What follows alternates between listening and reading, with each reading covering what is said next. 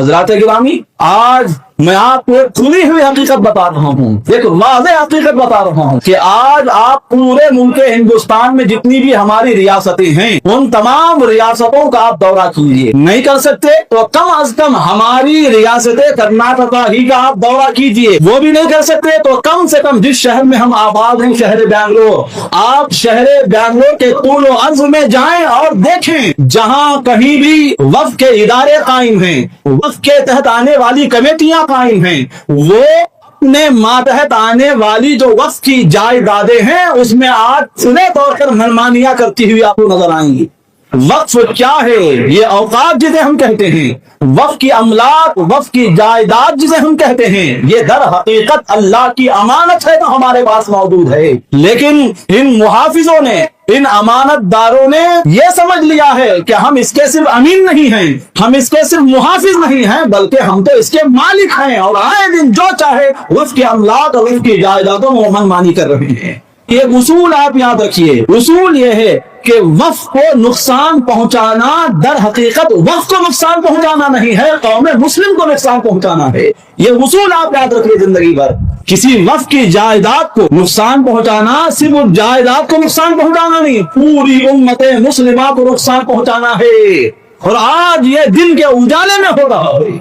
वक्फ के इदारे और वक्फ के इदारों के तहत आने वाली जो कमेटियां हैं, खा वो मस्जिदों की कमेटियां हो, खा वो मदरसों की कमेटियां हो, खा वो यतीम खानों की कमेटियां हो, खा वो दरगाहों की कमेटियां हो, या जितने भी औकाफ के इदारों के तहत आने वाली जो कमेटियां हैं, आप उन तमाम कमेटियों का बारीकी से जायजा लीजिए कि वो किस तरह धांधलियां कर रहे हैं, आपको बखूबी नजर आ जाएगा। उसकी एक मिसाल देखिए, वक्फ अल्लाह की अमानत है हमारे पास, लेकिन उस अमानत में खियानत करके उम्मत मुस्लिमा को किस तरह नुकसान पहुंचाया जा रहा है। आप देखिए, पूरे शहर का आप जायजा लीजिए, यह हमारा खुदा हुआ चैलेंज है। जो भी वक्फ की जायदादें हैं वहां पर जाइए, वक्त निकाल कर जाइए, जरूर जाइए और देखिए कि वहाँ क्या कुछ हो रहा है। सबसे पहली बात वहाँ ये हो रही है, मिसाल के तौर पर एक वक्फ का मदरसा है, या वक्फ का एक कब्रिस्तान है, या यतीम खाना है, या मस्जिद है।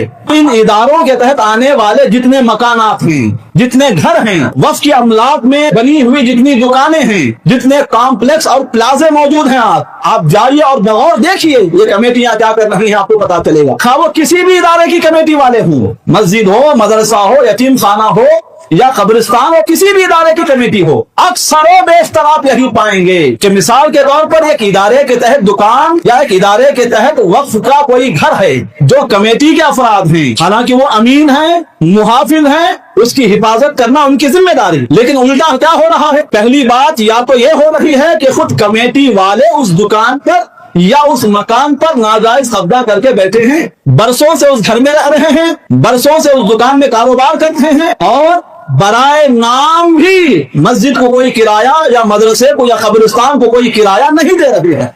हम कमेटी वाले हैं, हम सिर्फ मुहाफिज या इसके अमीन नहीं हैं, हम तो इसके मालिक हैं। उन्होंने ये समझ लिया है, मुफ्त में उस घर में वो रह रहे हैं, मुफ्त में उस दुकान में वो कारोबार करते नजर आ रहे हैं बरसों से।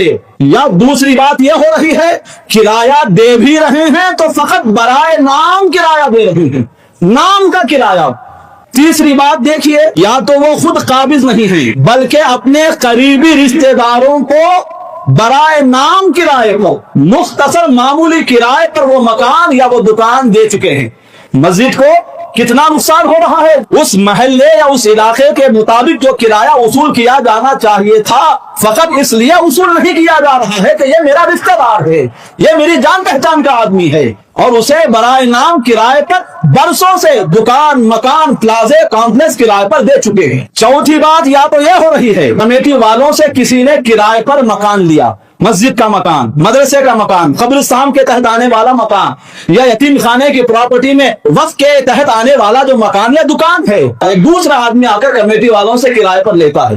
किराया तय हो जाता है कि इतना किराया आपको माहाना देना है। वो आदमी दिन के उजाले में किसी तीसरे शख्स को किराए पर वो मकान या दुकान देता है। कमेटी वालों से उस शख्स का जो किराया तय हुआ, मिसाल के तौर पर 5,000 रुपए, मिसाल के तौर पर 5,000 रुपए आपको देने हैं। उस आदमी ने दुकान लिया, मकान लिया, लेकिन खुद उसमें नहीं रहता, खुद उस दुकान में कारोबार नहीं करता, बल्कि किसी तीसरे शख्स को देता है। कितने किराए पर? सिर्फ 5,000 किराए पर नहीं, 20,000 किराए पर, 25,000 किराए पर, 30,000 किराए पर, इस तरह वो किराए पर देता है। वो खुद 20,000 25,000 किराया वसूल करता है और मस्जिद को 5,000 का लॉलीपॉप पकड़ा देता है और ये चूस कर उसी में मजे में रहते हैं।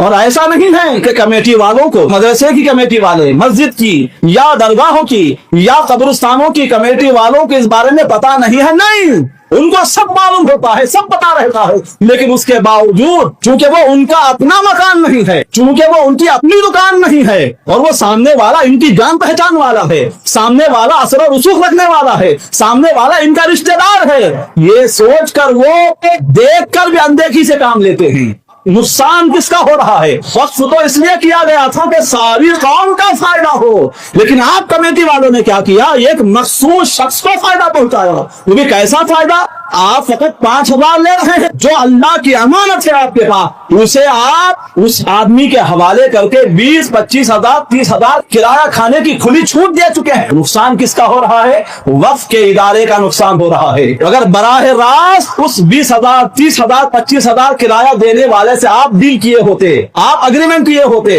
आप उससे बराह रास्त कोई मामला तय किए होते, तो आपके इदारे को, आपकी मस्जिद को, आपके मदरसे को, आपके यतीम खाने को, आपकी दरगाह शरीफ को, आपके कब्रिस्तान को और इनके जरिए पूरी उम्मत मुस्लिमा को कितना फायदा होता, सोचिए आप। ऐसा 25 साल से हो रहा है, 30 साल से हो रहा है, कहीं कहीं 50 साल से हो रहा है।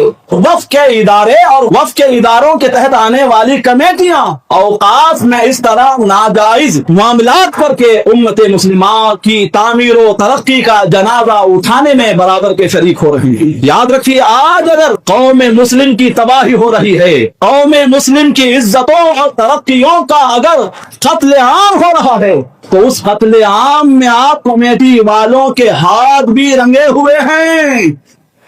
और याद रखिए, ये माल अल्लाह का है, जिसकी आप अमीन बनाए गए हैं, जिसकी आप मुहाफिज बनाए गए हैं। ये मत सोचिए, ये मत सोचिए, इस खामा ख्याली में ना रहिए कि इसका हिसाब आखिरत में नहीं होगा। नहीं, अल्लाह आपसे पूछ ले कि मैंने मेरी मिल्क यानी फुला वक्फ का तुम्हें जिम्मेदार बनाया था, गार्जियन बनाया था, देखभाल करने के लिए, देख रेख करने के लिए मैंने तुम्हें मुहाफिज और अमानतदार बनाया था, अमीर बनाया था। तुमने अपनी जिम्मेदारी किस तरह बखूबी निभाई है, बताओ। उसका क्या जवाब होगा? आप जवाब तैयार करके रखिए।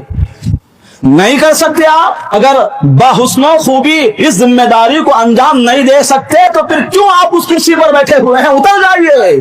कौम मुस्लिम का खून न कीजिए, उनकी तामीर और तरक्की को तबाह बर्बाद न कीजिए। जितने दिनों तक जिम्मेदार बने रहेंगे, जिस चीज के आप जिम्मेदार बने हुए हैं, उन तमाम जिम्मेदारियों के हवाले से आपसे आखिरत में सवाल भी जरूर होगा।